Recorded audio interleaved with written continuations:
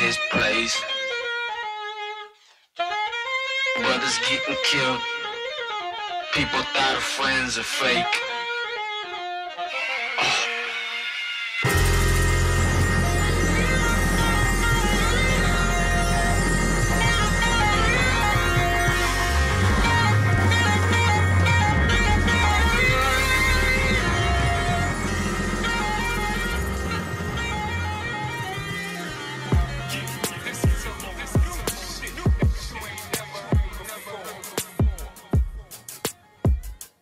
When it's time to leave, where will you go? How will you choose to break your plateau? The shackles and chains are all of the mind. Fear and doubts are all left behind. The challenge is great, if not a little hostile. but we'll be fine. Just keep the gospel. My name is Adam, and I'm a hip-hop artist from Baltimore named Zulu. Hip-hop has always been in my life. My brother's a DJ, and growing up, his sounds were always playing throughout the house. So I knew like Wu-Tang, Big Daddy Kane, Nas, Mobb Deep, all those, A Tribe Called Quest, all that, was embedded in me from early on.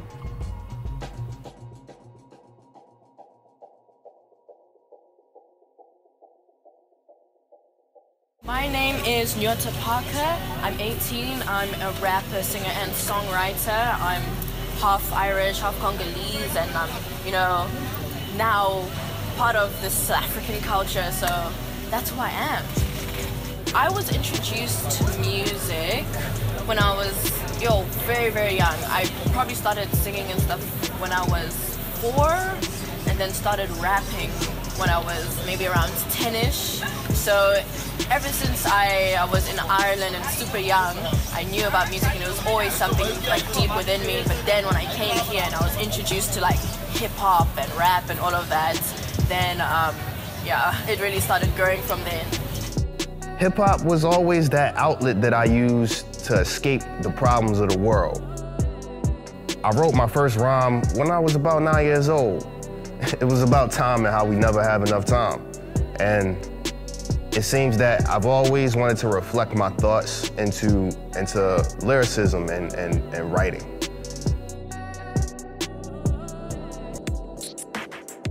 I love jazz, I love neo-soul, I love boom bap and all that mellow kind of vibes, right? And all of those kinds of people really just brought out this other, mellow and more conscious side of me, which is where I'm leaning more towards, but I can't get away from both sides, so I decided to, fuse both of these sides of me.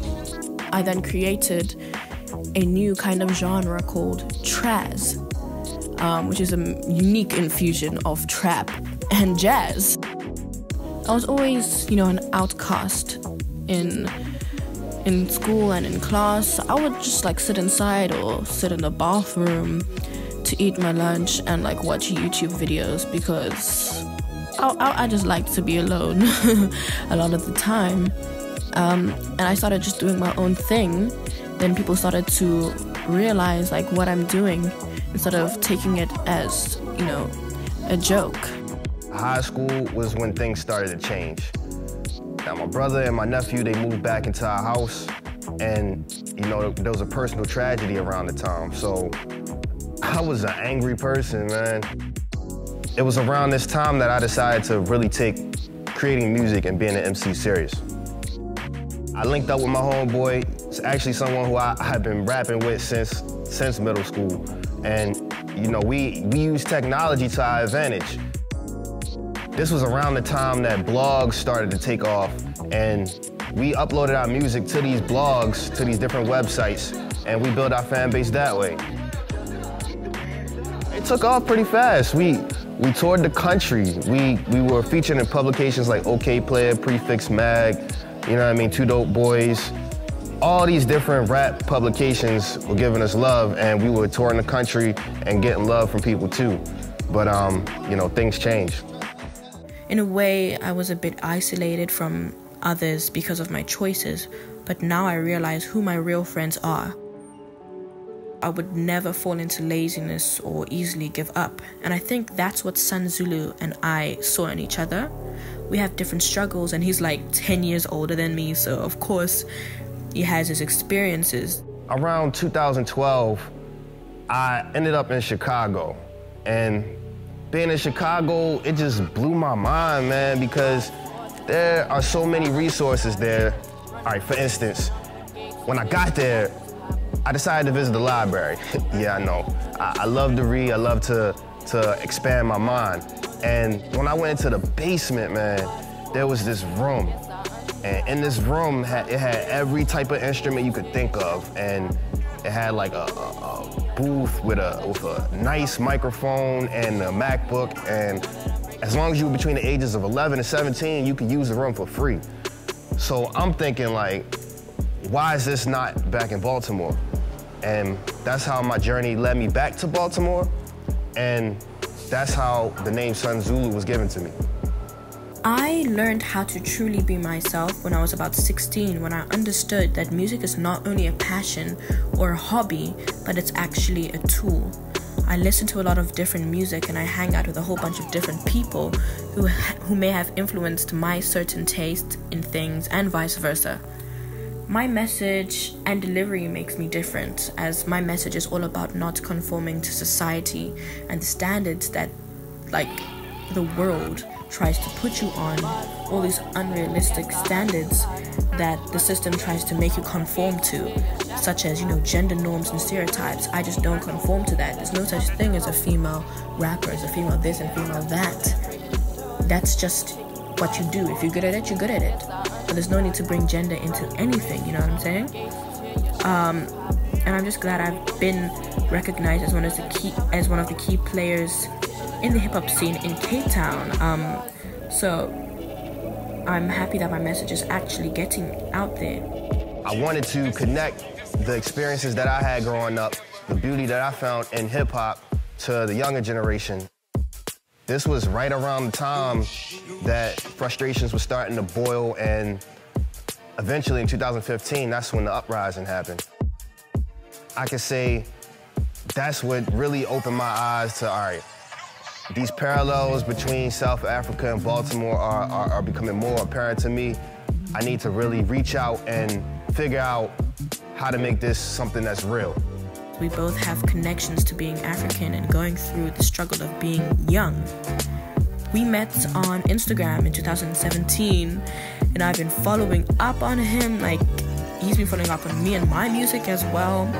Then we decided to work on a track together that actually explains how music can transcend throughout different cultures, but still find something in common.